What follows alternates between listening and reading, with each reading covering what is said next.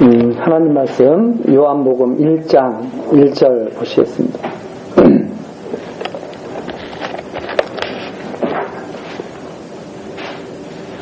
요한복음 1장 1절입니다.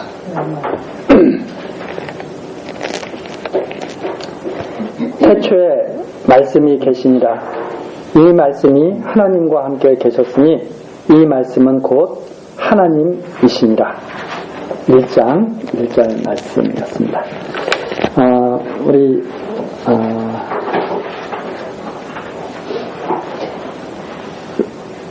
적은 숫자가 이렇게 모였지만은 벌써 교회 설립 11주년이 됐습니다. 그래서 우리 그 공동회에서 계획한 바에 따라서 이 시간 사경회를 갖게 됐는데 이 시간에는 요한복음을 중심으로 해서 우리가 하나님 말씀을 배우려고 합니다. 사실 제가 한편으로는 요즘에 목소리가 별로 그렇게 좋지가 않아서 그냥 그냥 쉬고 한번 쉬고 다음번에 할 수도 있지 않을까 이렇게 생각을 했는데 또 한편 마음속에서 때를 얻든지 못 얻든지 복음을 전하는 것이 마땅하다고 하는 그런 말씀이 떠오르면서 할 수 있는 데까지는 하는 것이 맞다 이렇게 생각을 해서 오늘 이 시간 갖게 되었습니다. 우리 그 하나님께서 우리에게 주신 그 마음을 같이 생각하시면서 이 요한복음을 통해서 그 말씀을 하신 분이 어떤 분인지 알아보는 그런 시간이 되었으면 합니다. 우선 가지고 계신 그 요인 보시면 요한복음 계론이 나와 있습니다. 기자 및 기록 연대, 사도 요한이 기록한 것으로 주후 약 80에서 90년 사이에 기록되지 않았는가 이렇게 하는 것이 대부분의 그런 견해입니다. 그래서 기록 장소는 아마 사도 요한이 사역하고 있었던 에베소에서 기록이 됐을 것이다 이렇게 짐작을 하고 오늘 주제는 요한복음의 주제를 하나님의 말씀이신 그리스도는 바로 하나님의 말씀이셨다. 하나님의 말씀이셨고 그분이 바로 하나님이셨다 하는 그런 내용을 주제로 해서 우리가 살펴보겠습니다. 지금 1장 1절에 나와 있는 것처럼 태초에 말씀이 계시니라. 이 말씀이 하나님과 함께 계셨으니 이 말씀이 곧 하나님이다. 그래서 예수 그리스도께서 태초부터 계셨던 하나님 그 말씀이 14절에 보면 조금 더 내려가서 1장 14절에 보면 말씀이 육신이 되어 우리 가운데 거하심에 그 말씀이 육신이 되어서 우리 가운데 거하신 것이다.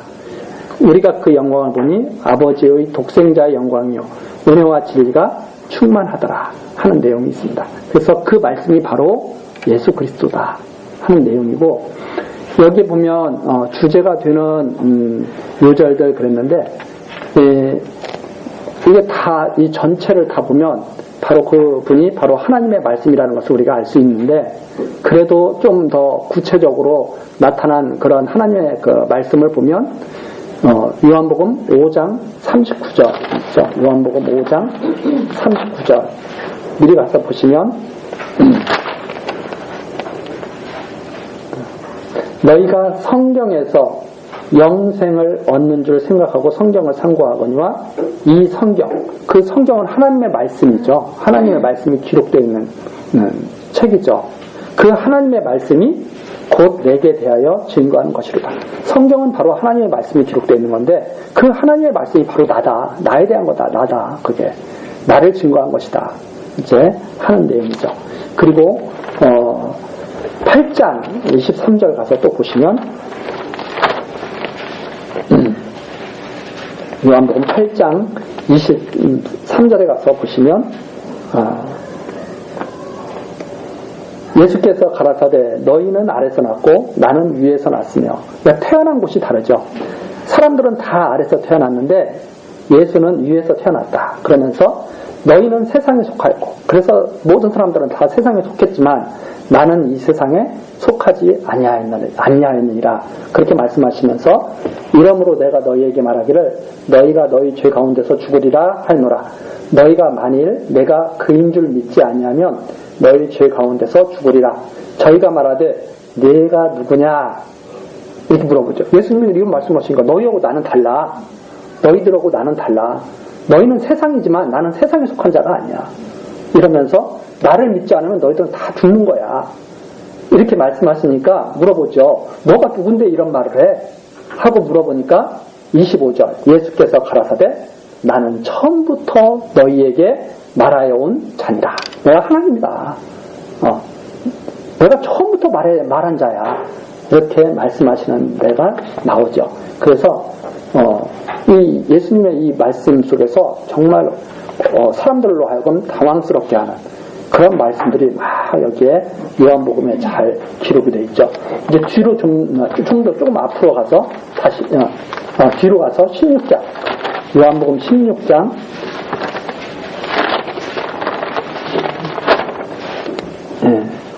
28절을 보시면 이렇게 또 말씀하시죠. 내가 아버지께로 나와서 세상에 왔고 다시 세상을 떠나 아버지께로 가노라. 이 말씀이 있죠.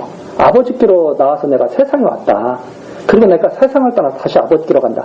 그래서 사실 우리가 전까지는 이렇게 크게 둘로 나눴습니다. 요한복음을. 아버지께로부터 오신 예수, 아버지께로 가시는 예수.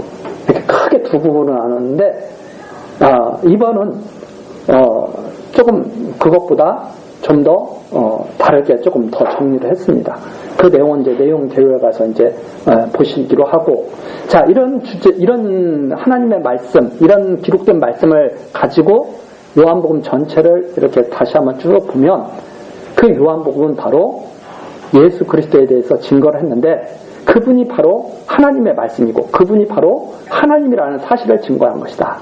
그래서 이 요한복음을 보면 예수가 누군가, 그분은 하나님이었다 하는 그 신성, 하나님의 신성에 대해서 말씀이 육신을 입으신 그 하나님에 대해서 증거를 하고 있기 때문에 앞에 나와 있는 마태복음, 마가복음, 누가복음과는 다른 측면에서 이것을 갖다가 기록했다는 사실을 알 수 있죠. 그래서 마태복음, 마가복음, 누가복음, 요한복음을 똑같은 복음이라고 생각해가지고 똑같이 하나로 뭉뚱그려가지고 이렇게 연도별로 정리해서 이해하거나 이러는 것은 사실 위험할 수도 있다 하는 말입니다. 그래서 많은 학자들이 그렇게 하죠. 마태복음에 나와 있는 표적들도 있고 마가복음에 나와 있는 표적들도 있는데 요한복음하고 안 맞는 것이 있거든요. 요한복음에만 나와 있는 표적들이 있거든요. 요한복음에만 독특하게 쓰여 있는 말들이 있거든요. 그런데 그런 것들을 무시하고 차례차례 표적을 차례차례 막 다 첫 번째 표적은 연도별로 비교해 보니까 이것이 더 앞에 거고 해가지고 표적들을 막 쫙 늘어놓죠. 그러나 그것은 이 책이 기록된 의미를 희석시키고 잘못 이해할 수 있는 그러한 계기가 될 수도 있다 하는 말입니다. 나중에 보면 또 말씀드리겠지만 요한복음에는 표적이 다 나와 있지 않습니다. 그리고 다른 복음서에 없는 표적들도 있습니다. 그럼 왜 그랬을까? 이제 하는 것들을 우리가 찾아가야 되는 거죠. 자, 이렇게 해서 이제 이 주제를 생각하게 하는 하나님의 말씀들. 그래서 사실 여기 3번에 우리 집사님 주제가 되는 요절들 그랬는데 주제가 되는 말씀들이죠. 주제가 되는 주제를 생각해 볼 수 있는 말씀들. 이렇게. 그래서 조금 저도 이렇게 생각을 해보니까 자꾸 요절 그러면 그게 제일 중요한 말씀인 줄 알고 자꾸 그렇게 우리가 인식을 하거든요. 제일 중요한 말씀이 아니라 하나님의 말씀은 다 중요한데 이런 것들을 좀 더 우리가 보면 그런 것들을 더 생각할 수 있는 그런 단서가 된다 하는 의미에서 주제가 되는 이 주제를 요절들이라기보단 이제 주제를 생각해 볼 수 있는 주제를 생각나게 할 수 있는 그러한 하나님의 말씀들 이렇게 좀 강도를 좀 약하게 우리가 해서 이해하는 것이 좋지 않을까 이렇게 생각을 합니다. 자, 기록 목적입니다. 하나님의 말씀으로 오신 예수 그리스도를 증거하신다. 지금 하나님의 말씀으로 오신 예수 그리스도를 증거하시는데 그 증거하시는 이유가 뭐냐? 성도들로 예수가 하나님의 독생자이신 그리스도, 예수가 여기 특별히 독생자, 하나님께서 3장에 나오나요? 요한복음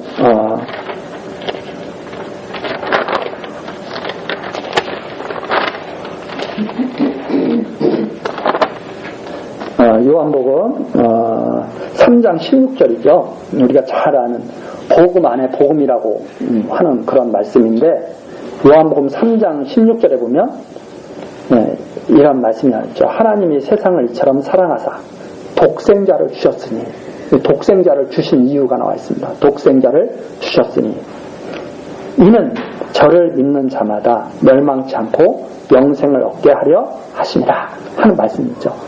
그래서 성도들로 하여금, 다시 우리 기록 목적에 성도들로 하여금 예수가 하나님의 독생자 그리스도이시고 하나님이 여호와이심을 믿고 영원한 생명을 얻게 하신다. 영원한 생명을 얻어 경유케 하시며 영원하신 은혜의 영광을 찬송케 하시려고 바로 이것을 우리에게 주신 것이다. 이렇게 정리를 했습니다. 자, 그러면 이제 전체적인 내용 개요입니다. 이 전체적인 내용 개요가 아까 아버지께로 나와서 세상에 왔고 다시 세상을 떠나 아버지께로 가노라 이렇게 해서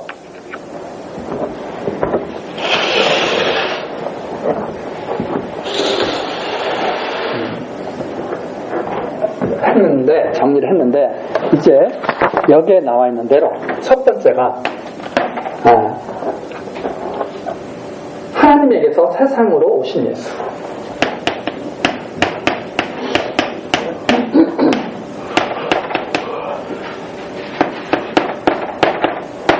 하나님에게서 세상에 오신 예수.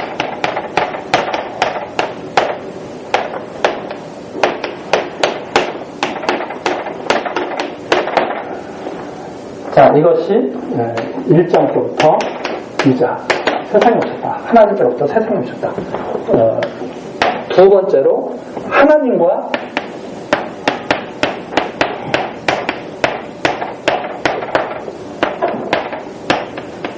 함께 일하신 예수.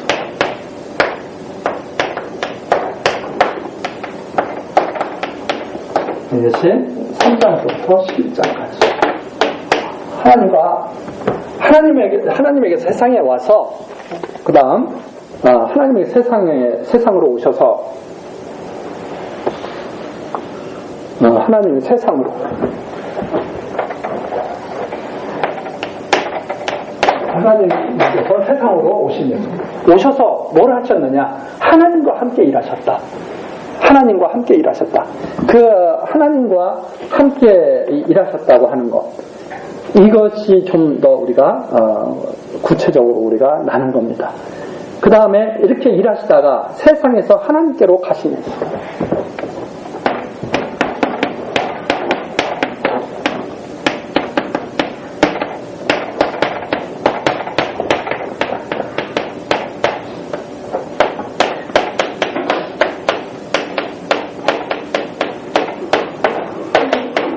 이것이 12장서부터 마지막 21장까지 이렇게 내용을 우리가 한번 나눠봤다. 자, 하나님에게서 세상에 오신 예수, 세상에서 하나님께로 가신 예수, 이렇게도 정리가 되겠지만 왜 이걸 굳이 더 집어넣느냐? 세상에 오셔서 무엇을 했느냐 이 말입니다. 하나님과 함께 일하셨다. 네. 하나님 오시기 전에도 하나님과 함께 계시고 가셔서도 하나님과 함께 계시잖아요. 이 세상에서도 하나님과 함께 일하셨다. 이 세상에서도 하나님, 오시기 전에도 하나님이셨고 오셔서도 하나님이셨고 가셔서도 하나님이시다. 이제 그런 의미에서 이걸 하나 구체적으로 더 지금 우리가 이해하기 쉽도록, 이건 오셨고 가셨다. 이 세상에서는 이게 구체적으로 잘 느껴지지가 않잖아요. 이 세상에서 하나님과 함께 일하셨다.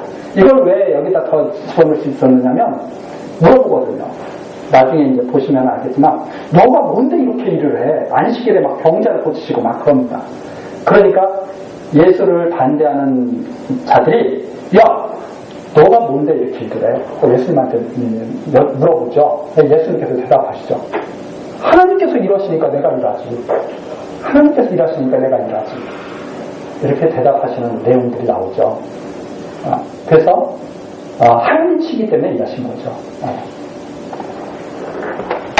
그 내용을 하나 구체적으로 더 우리가 나눴다. 자, 그러면 하나님에게서 세상에 오셨는데 하나님에게서 세상에 오셨는데 어떻게 오셨느냐 하는 것은 이제 이 뒤에 나중에 좀 더 이제 구체적으로 나오죠.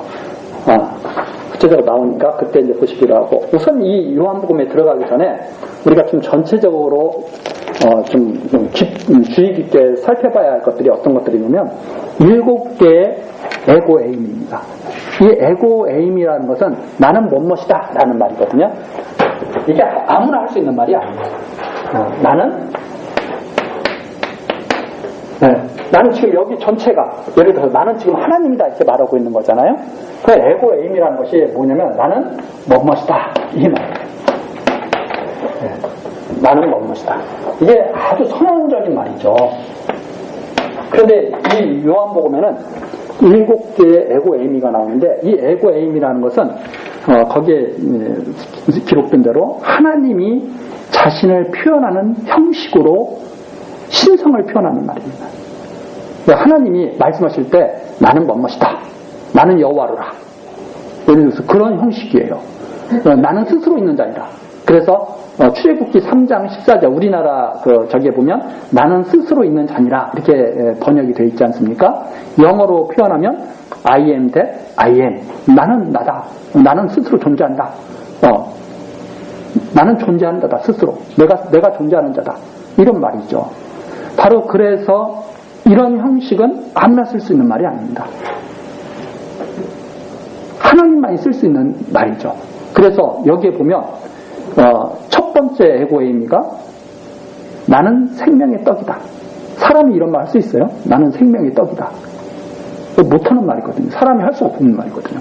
나는 생명의 떡이다. 그럼 예수님께서는 딱 그렇게 말씀해요. 그러니까 유대인들이 돌로 쳐 죽이는 거예요. 뭐? 너가 하나님이야? 하고 돌로 쳐 죽이는 거죠. 우리는 생명의 떡이다 그러면 그게 뭔지 잘 모르지만 유대인들은 금방 알고 있거든요. I am that I am. 나는 스스로 있는 자이다 하는 말과 똑같은 말이거든요. 그러니까 유대인들이 나는 생명의 떡이다 하는 순간 돌을 들어서 치려고 그러는 거죠. 너 하나님 모욕하지 마. 이러고. 두 번째 또 말이 나는 세상의 빛이다. 아니 누가 세상의 빛이에요? 우리 사람들이 당당하게 나는 세상의 빛이다 하고 말할 사람 없잖아요. 근데 그분은 그렇게 말씀하시죠. 나는 세상의 빛이다. 그 다음 또 하나는 나는 양의 문이다. 나는 선한 목자다. 예를 들어서 지금 목사님들이 나는 선한 목자야. 정신 나간 사람이죠. 아니 그런 목사가 어디 있어요? 예수님만이 하실 수 있는 말이죠. 그래서 선한 목자는 예수님 한 분밖에 없죠. 사실은. 그렇지 않습니까? 아니 여기에 있는 제가 목사라고 해서 지금 성도님들보다 선합니까? 그렇게 생각하고 있는 분이 있다면 빨리 생각을 고치셔야죠. 우리는 똑같은 존재입니다. 그런데 예수님께서는 그렇게 말씀하시죠. 나는 선한 목자다. 이런 말씀. 그 다음에 나는 부활이요 생명이다. 이런 말을 누가 해요? 나는 길이요 진리요 생명이다. 이런 말씀. 나는 참 포도나무다. 이런 말씀. 다 하나님을 나타내는 그런 말인데 요한복음은 바로 그것이 7개가 독특하게 다 기록되어 있다. 그래서 그걸 통해서 요한이 이걸 통해서 무엇을 말하고자 했던가를 우리가 생각해 볼 수가 있죠. 하나님이라고 말하고 싶었구나. 그분이 육신을 입고 이 땅에 오신 하나님이라고 말하고 싶었구나. 그게 바로 성령께서 증거하시는 내용이죠. 그리고 나서 또 7개의 표적이 제시가 돼요. 요한 사도가 그러거든요. 아주 많은 것을 기록할 수가 있는데 내가 이것만 기록한다. 요한복음 마지막 부분에 보면 그 말이 나오죠. 한번 가서 거기 한번 미리 살펴보시고 또 나가도록 하겠습니다. 요한복음 21장 25절 맨 마지막 절입니다.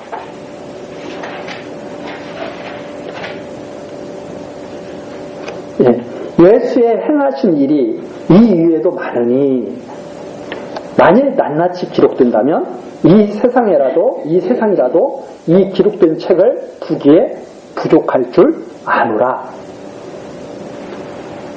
왜? 그분이 하나님이신데 처음부터 말씀해 오셨잖아요. 처음부터 말씀해 오신 일을 갖다가 다 기록한다고 그리고 처음부터 행하신 일을 다 기록한다고 생각을 해보세요. 어떻게 기록할 수가 있겠는가 하는 말입니다. 그건 불가능하다. 그런데 내가 이것만 기록했다 이 말입니다. 표적도 7개를 다 기록해 놓죠. 요한복음에. 그래서 그것으로 하나님이심을 쫙 다 드러내셨죠. 그래서 다른 복음서에 있는 표적도 있지만 다른 복음서에 없는 표적도 있습니다. 그래서 다른 복음서에 없는 그 표적들이 어떤 표적들이냐면 물로 포도주 만드신 표적, 다른 복음서에는 없습니다. 물로 포도주 만드신 표적. 그 다음에 38년 된 그 베데스다 목가의 병자를 고치신 표적, 요한복음에만 나옵니다. 날 때부터 소병된 자를 갖다가 눈 뜨게 보게 하시는 표적, 요한복음에만 나오죠. 그 다음에 죽은 나사로를 살리는 표적, 요한복음에만 나옵니다. 누가 할 수 있는 일이냐? 이런 표적들을 사람은 할 수가 없다. 그런 아주 강렬한 메시지를 담고 바로 사람의 모든 이성과 모든 지각을 초월하신 그 하나님에 대해서 말하죠. 사람의 그 지각을 뛰어넘는 표적들이거든요. 지금도 우리가 믿기가 참 어려운 것들이 그런 거 아닙니까? 사람들이 어떻게 죽었는데 이게 군대를 다 가면 이게 세마포 다 싸가지고 사람 죽으면 다 똘똘 싸잖아요. 다 완전히 다 둘러싸잖아요. 그 죽은 나사로를 갖다가 나사로야 나와라. 나사로가 나오는 거죠. 무덤에서 더 둘둘둘 말았던 그게 바로 우리 사람의 지각을 뛰어넘는 일을 하시는 바로 그분에 대해서 증거한 거죠. 그래서 그 7개의 표적들 나름대로 이제 우리가 시간이 되면 좀 구체적으로 좀 살펴볼 텐데 그런 것을 통해서 바로 이분이시다. 하나님에게서 세상에 오셨고 하나님과 함께 일하셨다. 그분이 사람이 한 일이 아니다. 하나님과 함께 일하신 하나님이었고 그리고 그 하나님께서 다시 가신 것이다. 이렇게 증거를 하고 있죠. 자, 그 내용들을 우리가 조금 대략적으로 이렇게 갖고 계시면서 본문을 우리가 들어가면 좀 더 이해가 잘 되리라고 이렇게 생각합니다. 자, 그러면 우리 본문에 한번 같이 들어가도록 하겠습니다. 1장 1절부터 한번 보시겠습니다. 다 우리가 이제 시간 관계상 다 읽을 수는 없고 쭉 그냥 훑어가면서 우리가 같이 그 흐름을 확인해 보도록 하겠습니다. 1장 1절부터 3절까지 태초에 계신 말씀이 곧 하나님이시고 그분이 만물을 창조하셨다. 말씀이 곧 하나님이신데 그분이 만물을 창조하셨다 하는 말입니다. 태초에 말씀이 계신다. 이 말씀이 하나님과 함께 계셨으니 이 말씀은 곧 하나님이시라 그랬죠. 그가 태초에 하나님과 함께 계셨고 태초에 하나님과 함께 계셨고 만물이 그로 말미암아 지은 바 되었으니 지은 것이 하나도 그가 없이는 된 것이 없느니라. 다 그분이 존재케 하셨다. 모든 것을 다 그분이 지으셨다 하는 말입니다. 그래서 말씀대로 빛이 있으라 하면 빛이 있었죠. 우리 창세기 1장 1절에 빛이 있으라 하면 빛이 있잖아요. 뭘 내라고 그러면, 땅은 식물을 내라고 그러면 내죠. 그분이 하나님과 함께 일하시면서 나사로야 나오라 하면 어떻게 해야 돼요? 나와야 되죠. 왜? 그 말씀이셨으니까. 그분이 물로 포도주를 되게 하면 돼야죠. 그 말씀이셨다. 그래서 그 말씀이 지금 그대로 오셔서 하시는 거죠. 그 말씀대로 세상을 창조한 것처럼. 바로 그것을 갖다가 지금 나타냈다 하는 말입니다. 그런데 그 말씀 안에 생명이 있었다 하는 것이 4절입니다. 그 안에 생명이 있었다. 그 말씀 안에 생명이 있었는데 이 생명은 사람들의 빛이라 하는 말입니다. 그런데 그 빛이 빛이었는데 5절 나오죠. 빛이 어둠에 빛이 돼 어둠이 깨닫지 못하다. 근데 그 빛이 딱 세상에 비쳤는데 세상이 알지 못하더라 이 말입니다. 그분이 하나님이신 줄 전혀 모르더라. 그분이 말씀이신 줄 전혀 모르더라. 이제 그러면서 9절이죠. 9절. 참빛 곧 세상에 와서 각 사람에게 비추는 빛이 있었나니 그가 세상에 계셨으며 세상은 그로 말미암아 지은 바 되었으되 세상이 그를 알지 못하였고 자기 땅에 오매 자기 백성이 영접치 아니하였으나 영접하는 자 곧 그 이름을 믿는 자들에게는 하나님의 자녀가 되는 권세를 주셨으니 이는 혈통으로나 육정으로나 사람의 뜻으로 나지 아니하고 오직 하나님께로서 난 자들이니라. 그 오신 그분을 영접하는 자에게 하나님이 권세를 주셨는데 그게 사람에게서 난 것이 아니라 하나님께로부터 난 것이다. 그래서 혈통으로나 13절, 육정으로나 사람의 뜻으로 그렇게 되는 것이 아니라 오직 하나님께로서 난 자들이 그렇게 되는 것이다 하는 말입니다. 그래서 계속 여기에서도 말씀하시는 것이 뭐냐면 하나님의 자녀가 되는 권세는 하나님께로서 난 자들이 받는 것이다. 아무나 받는 것이 아니고 말을 잘못 이해하면 앞부분만 보고 믿어야 권세를 하나님의 자녀가 되는 권세를 얻는다, 받는다 이렇게 생각하는데 그 뒤까지 완전히 읽어야죠. 그렇게 되는 권세를 주셨는데 그것은 하나님께서부터 비롯된 것이다 이 말이죠. 하나님께로부터 비롯된 것이다. 그래서 14절 결론이죠. 말씀이 육신이 든 영광을 보니 은혜와 진리가 충만하더라.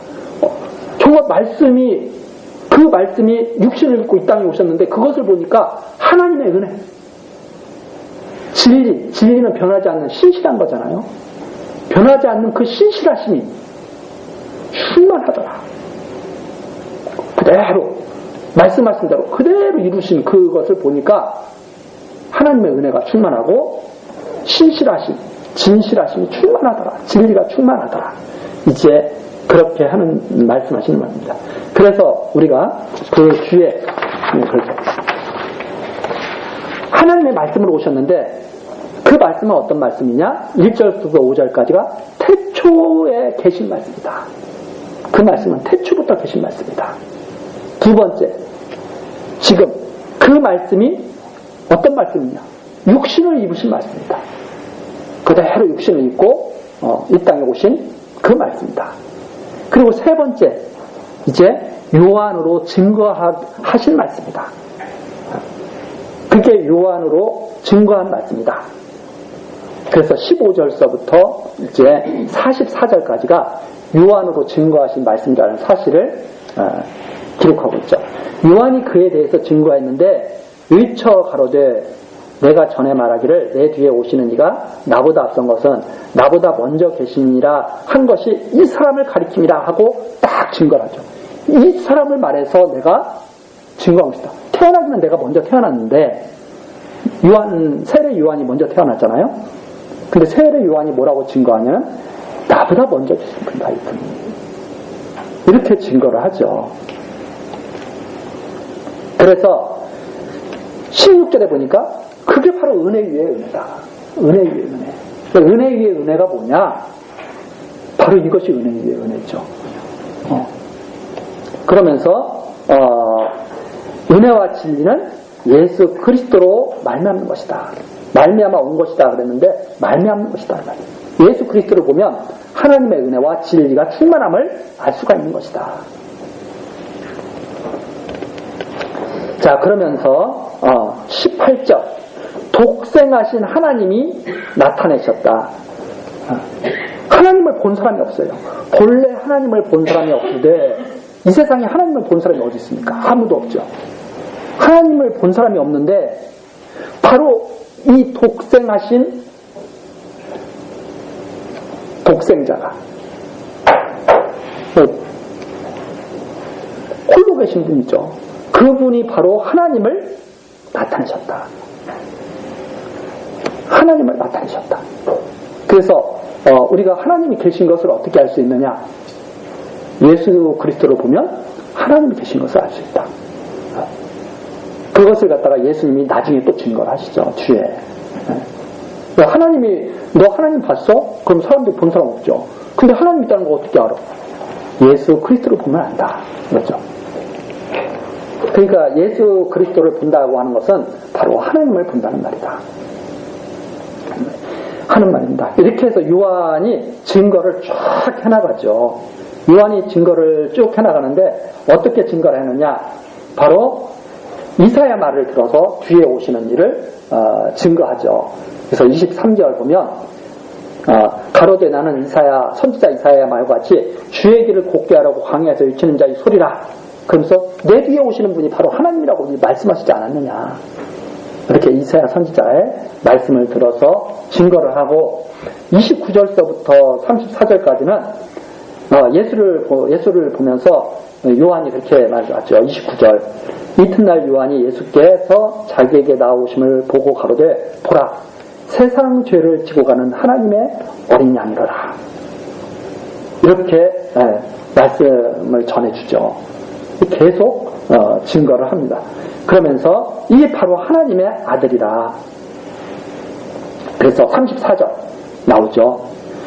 내가 보고 그가 하나님의 아들이심을 증거하노라.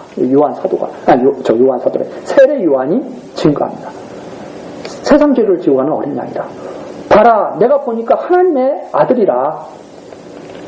그렇게 증거를 하는 것이 34절까지 내용이고 35절서부터 42절까지는 요한이 자기 제자들에게 증거해서 제자들로 하여금 자기 제자인데 자기 제자들로 하여금 예수를 쫓게 하는 내용이 바로 42절까지 나오죠. 그래서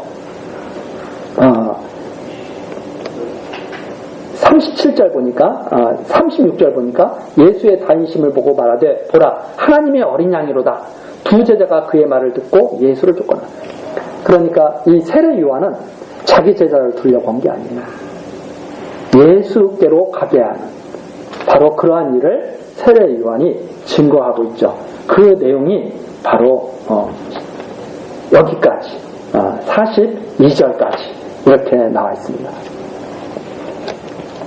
자, 이렇게 해서 요한으로 증거하신 말씀이다. 이 말씀이, 이 오신 말씀이 요한으로 증거한 말씀이다 하는 내용이고, 그 다음에 43절서부터 이제 예수님께서 왜 오셨는가, 말씀의 영광을 나타내러 오셨다 하는 것을 증거하는 내용이 43절서부터 나와 있습니다. 우선 어떻게 증거하시느냐? 예수님이 제자들을 부르시죠. 제자들을 부르면 제자들이 와야 되잖아요. 제자를 불러서 따르게 하심으로 영광을 나타내셨다 하는 말입니다. 그러니까 말씀의 영광이죠.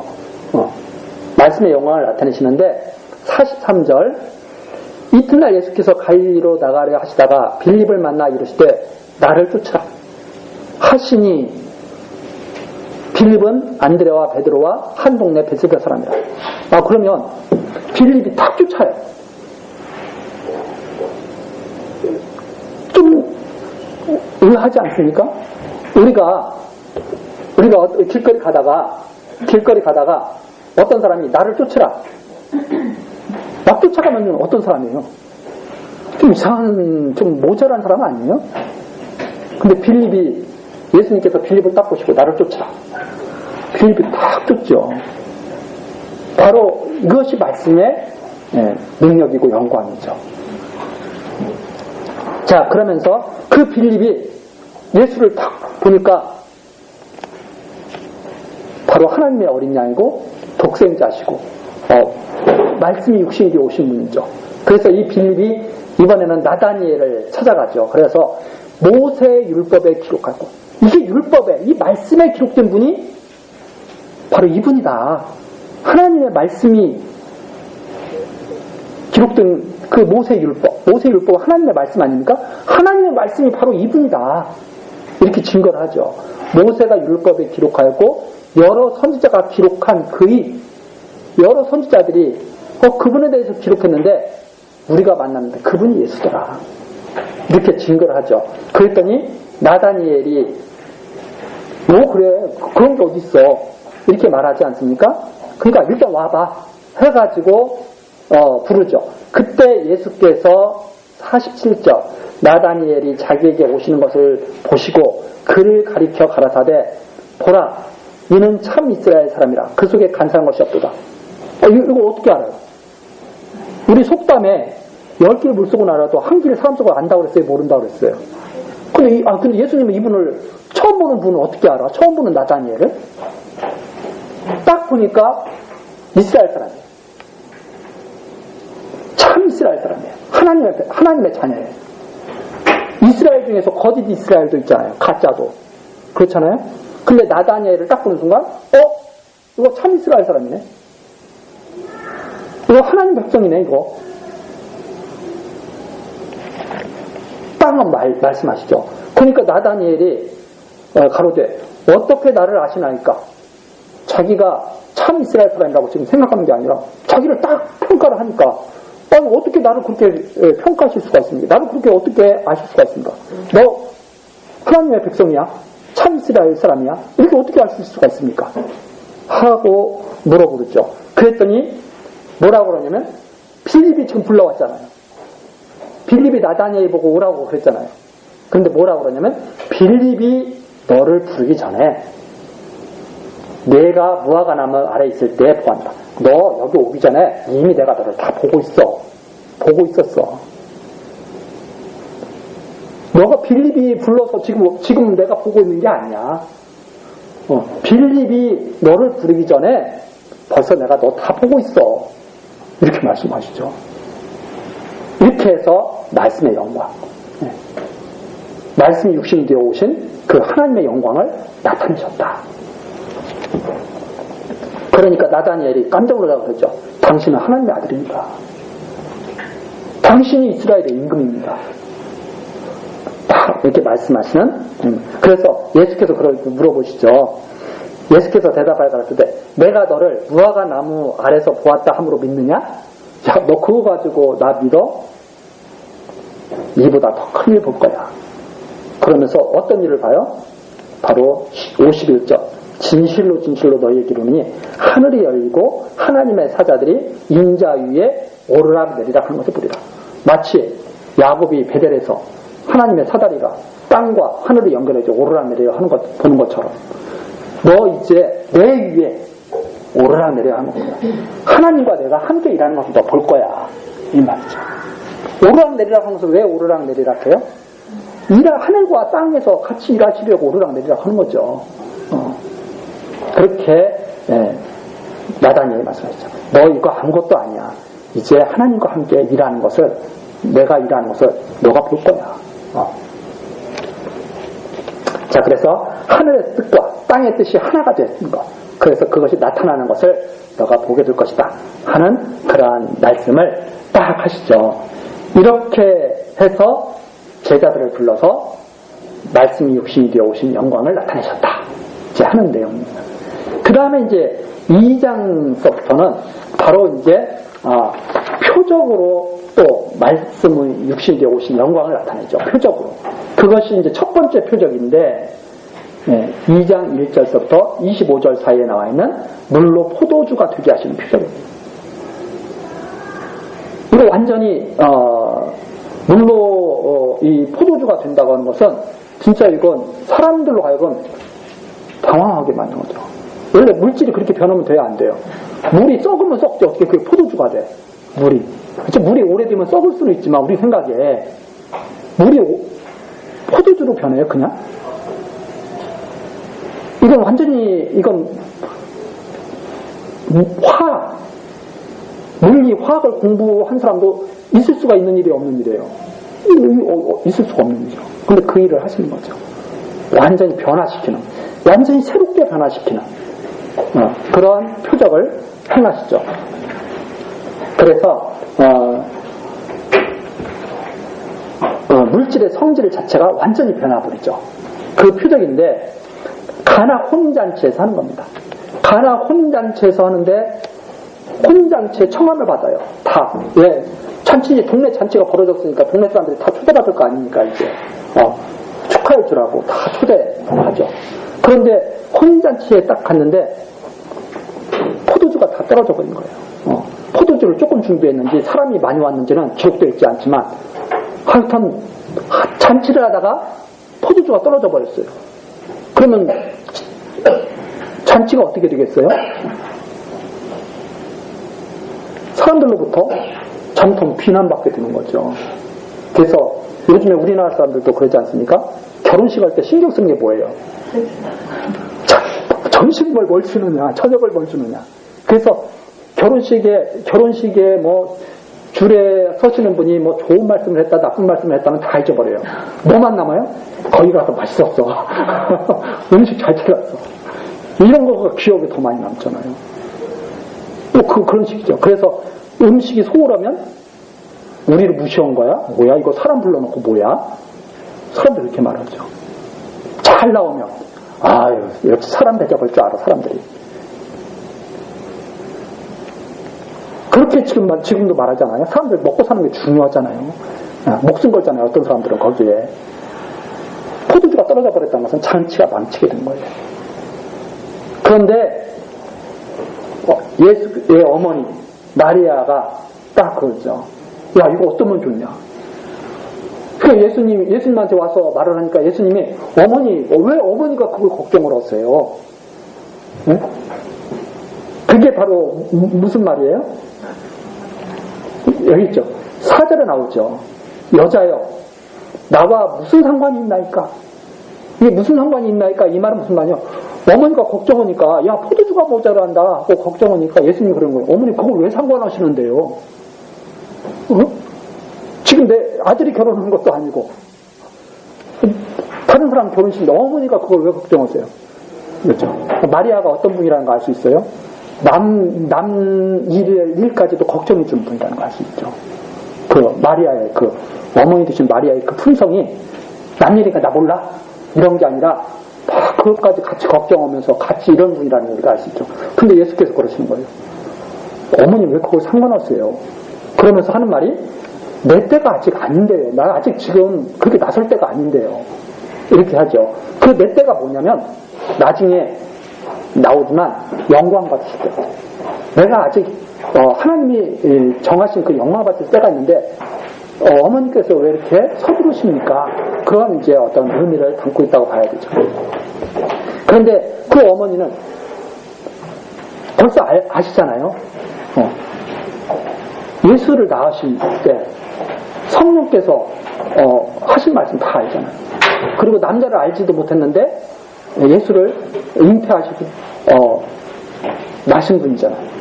그러니까 제자들이 이렇게 말하는 거죠.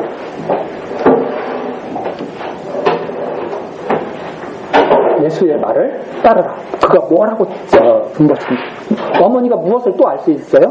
예수께서 긍휼히 여기신다는 사실을 또 알고 있어요. 예수께서 난 몰라 이런 분이 아니라 모든 인간의 연약함이라든가 어려움이라든가 이런 것들을 긍휼히 아시는 분, 긍휼히 생각하시는 분이란 그 하나님이라는 것을 아는 거죠. 그래서 뭐를 하든지 무슨 말씀하시든지 그대로 하라 이렇게 했는데 예수께서 물을 떠와라 그러더니 떠서 갖다 주니까 그것이 아주 질 좋은 포도주더라. 이게 이제 이 내용이죠. 자, 왜 이런 표적을 행하셨느냐? 11절에 탁 나오죠. 11절에 예수께서 이 처음 표적을 갈릴리 가나에서 행하여, 이게 이제 첫 번째 표적이 되는 거예요. 요한복음에서는. 그렇죠? 다른 복음서에서는 안 나와요. 이게 첫 번째 표적인데 처음 표적. 갈릴리 가나에서 행하여 그 영광을 나타내셨다. 그 표적을 보면서 뭘 본 거예요? 영광을 본 거죠. 아, 이분이 영광을 나타내셨다. 자, 그렇게 해서 영광을 나타내시고, 그 다음에 12절서부터 22절까지는 성전을 사모하면서 사흘 동안에 일으키신다고 말씀하시는 내용이 나오죠. 그래서 21절, 2장 21절. 그러나 예수는 성전된 자기 육체를 가리켜 하신 말씀입니다. 막 성소에서 사람들이 막 장사하고 난리가 난 거예요. 성전을 더럽히고 있는 거예요. 그랬더니 예수께서 그 성전을 다 뒤집어 엎어버리시죠. 그리고선 이거 다 헐어라. 이런 성전 다 헐어라. 내가 사흘 만에 세우리라. 일으키리라. 그러니까 유대인들이 야, 너가 뭔데 사흘 만에 성전을 일으킨다고 그래. 그렇게 말씀하셨는데 그것이 바로 자기 육체를 가리켜서 말씀하신 것이다. 나중에 보니까 그걸 알겠더라. 이제 하는 말씀이 22절까지 나오죠. 자, 그 다음에 이제 23절부터 25절. 바로 그러한 표적들을 보고 많은 사람들이 그 표적을 보고 믿었지만은 예수께서는 그들에게 의탁치 않으셨다는 말이 23절부터 25절까지 결론적으로 나왔습니다.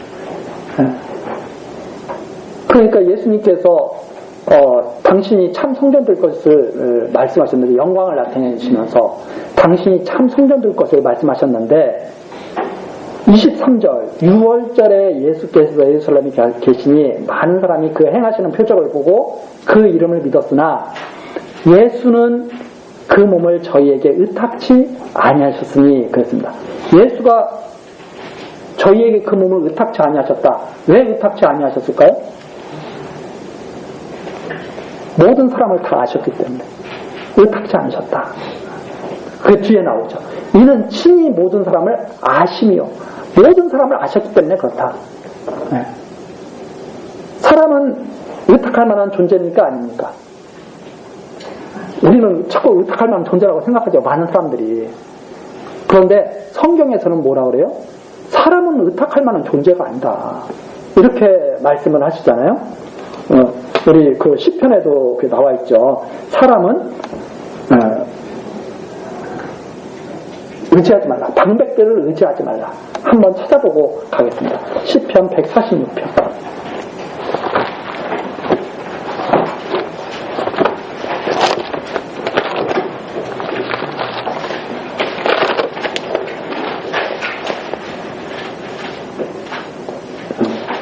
시편 146편 1절이죠.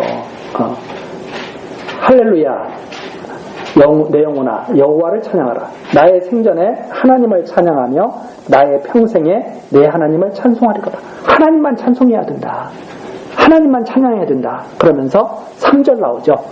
방백들을 의지하지 말며. 방백들 힘 있잖아요. 우리들 그냥 권세 있는 자들이잖아요. 의지하지 말며 돌 힘도 없는 인생도 의지하지 말지니 그 호흡이 끊어지면 흙으로 돌아가서 당일에 그 도모가 소멸하리로다. 야곱의 하나님으로 자기 도움을 삼으며 여호와 자기 하나님에게 그 소망을 두는 자는 복이 있도다. 이렇게 찬양하죠. 예수님께서 그래서 사람들을 의탁하지 않으셨다. 당신이 표적을 행해서 사람들을 믿게 하셨지만 예수는 사람들로 하여금 자기를 다 의탁하게 하셨죠. 예수님이.